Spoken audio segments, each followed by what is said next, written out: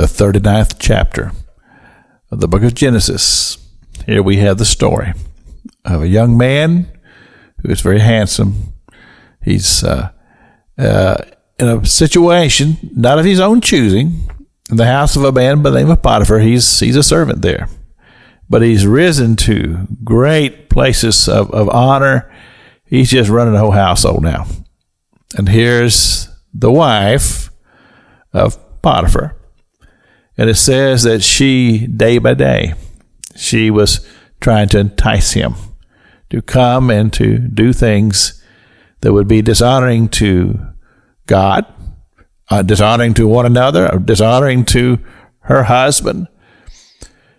But I look at this, and I have a tendency, because I'm a very curious person.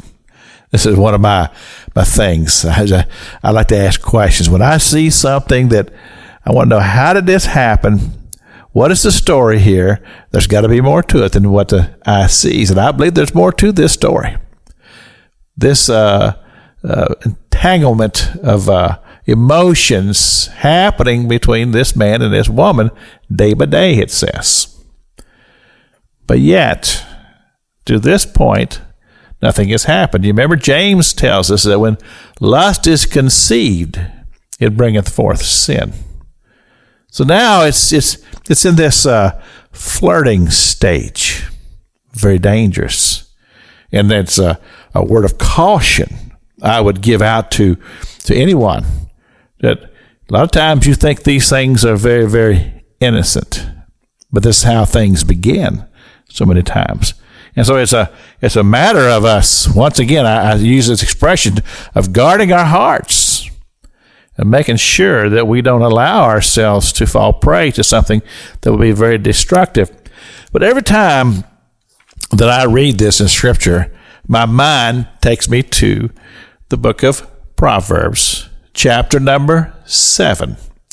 And it says that, for at the window of my house, this is a man speaking, I looked through my casement, and behold, among the simple ones, I discerned among the youths a young man, void of understanding, passing through the street near her corner, and he went the way to her house.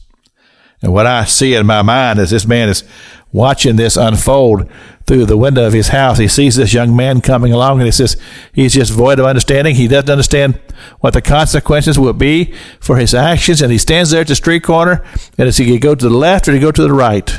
If he goes to the left, his life is just going to go on, and this is going to be untouched. But if he goes to the right, the Scripture says later in this proverb, it says he goes down the road to hell.